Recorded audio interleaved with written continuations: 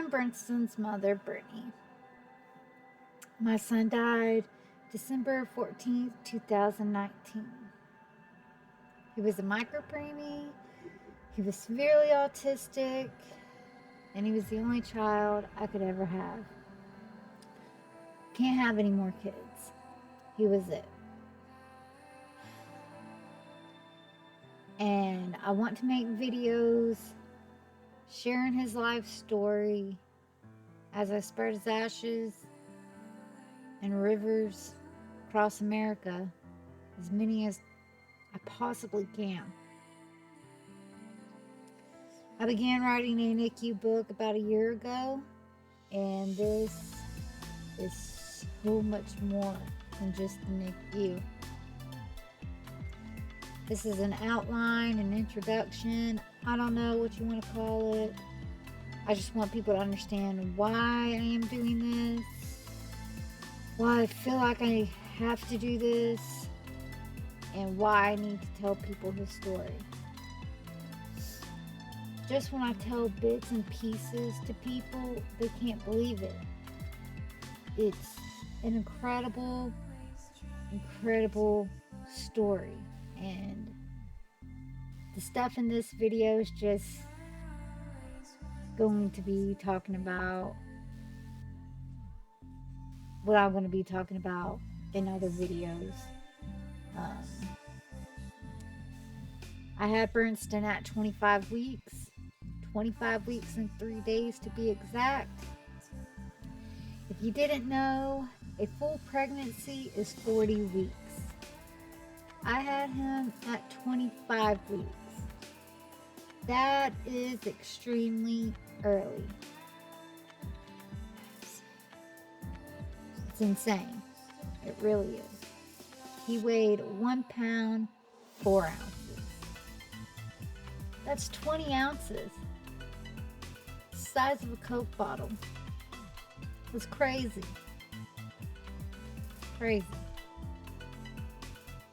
He had a 0% chance of surviving.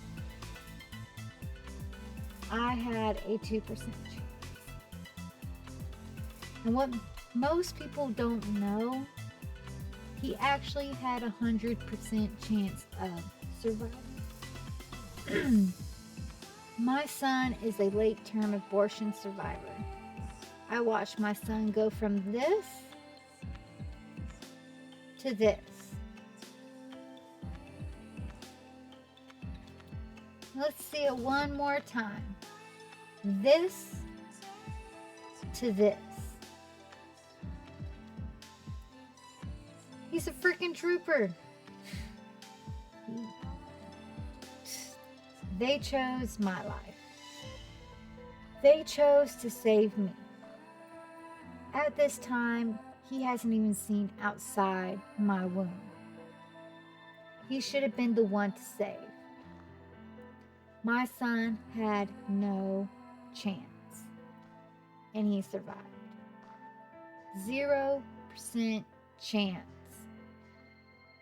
All odds against him, and he beat them. I took a lot of pride in that. I took pride in seeing his NICU file. Cue picture. NICU binder. It's massive.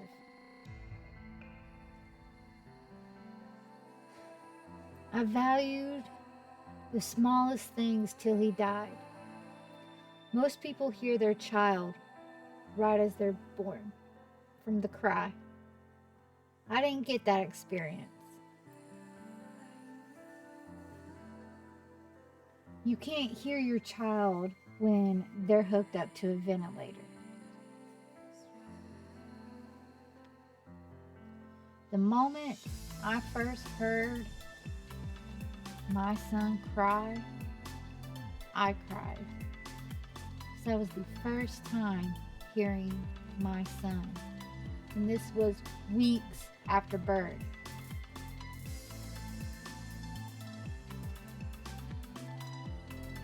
I am honored that I got to experience the emotions, the feelings that people have no clue about. No clue. Not many people get to experience how it feels to finally hear your child say, I love you. I waited 3.5 years, and I only heard it once. And that one I love you is worth millions of I love you. I will never forget that one I love you. And I'm so glad it was me. Nothing ordinary since the day he was born. Nothing. It was very, very an extraordinary life. My son and I have experienced more in 6 years than most people do in a lifetime. I took so much pride in that. I am able to shake my head at people who complain over petty crap and say, you have no clue, dude. You have no clue. That is petty. You have no clue. I thought my son and I survived the whole pregnancy crap because he was destined to be severely autistic and I was destined to be his caregiver. Don't get me wrong. At first, I was like, what the hell? What the hell, universe? Why us? We've been through enough. We've been through enough. I mean, when I got his diagnosis at 2.5, we're still dealing with NICU.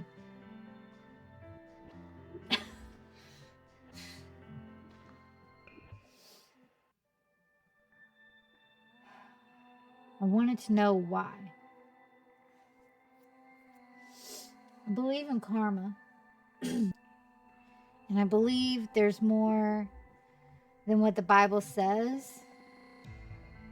And I wanted to know more about our souls and why this crap happens.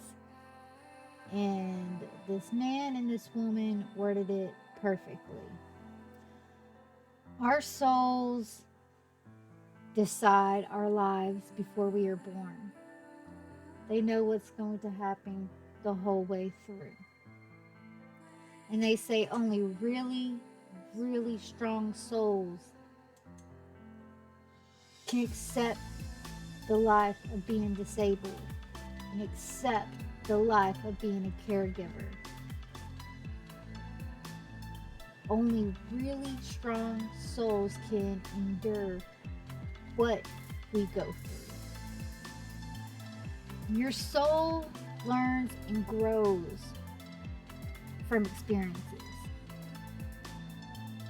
And most souls can't come close to endure what someone with disability endures.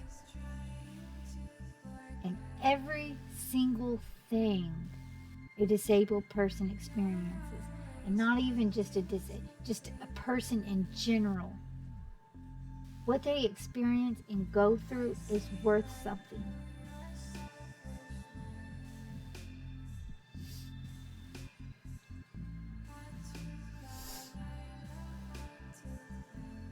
A disabled person's soul is stronger than the majority of the world. Think about that. Think about that as a caregiver. The person you're taking care of, their soul is stronger than the majority of the world. Take pride in that. take pride in being part of this life because it's worth something. It's so valuable. The person you're caring for, the value of their soul is extravagant. The best word I can come up with is extravagant. And you're part of it. And it's worth something. Thought I was going to take care of him for the rest of my life.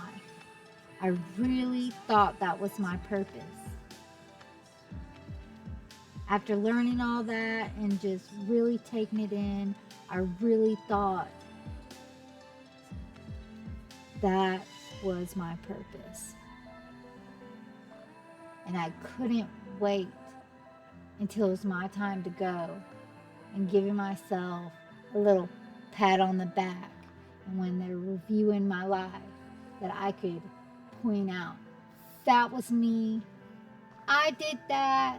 That right? Yep. I got through all that. I kicked ass. My son kicked ass. Oh my God. We're stronger than majority of the world. God, I still can't wait. I still can't wait. Man, when it's my man, I can't wait. I can't wait. Because it's going to be so amazing to see everything. I can't wait. It's going to be amazing. It's going to be so amazing. My biggest fear was what's going to happen to him when I die. That's a very, very big common fear in the disability world. What's going to happen to my child when I die? Who's going to take care of him?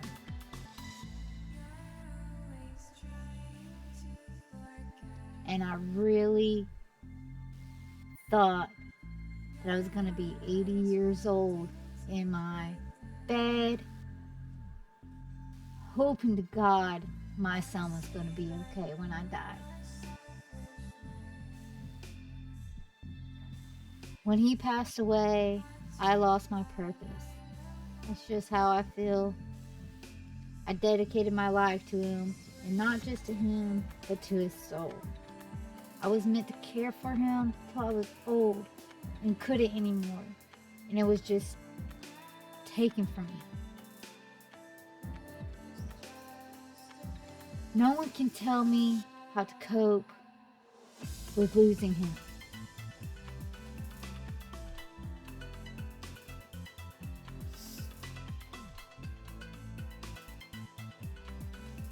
Don't let anyone ever tell you how to cope with losing your child.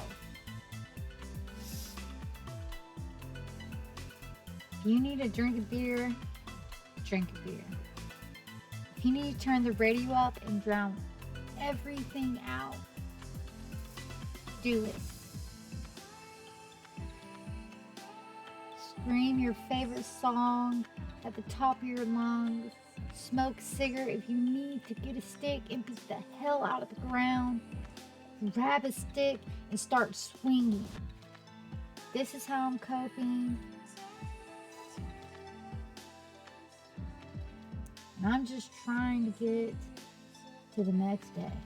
Because this is hard. This is really hard. It's hard to do this. But I gotta tell a story. It's something I gotta do. It has to be done. It was the only purpose I ever had, and I am not done.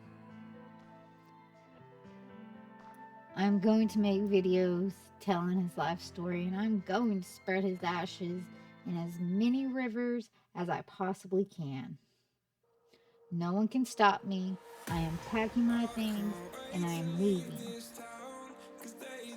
People may think I'm crazy, and people may think I don't need to go anywhere, but I'm pushing 30. I am single, and the one thing that gave me meaning to life is gone. Just be glad I am doing this and I'm not in some mental hospital being stopped from doing something stupid. I have nothing holding me back here. So I'm going.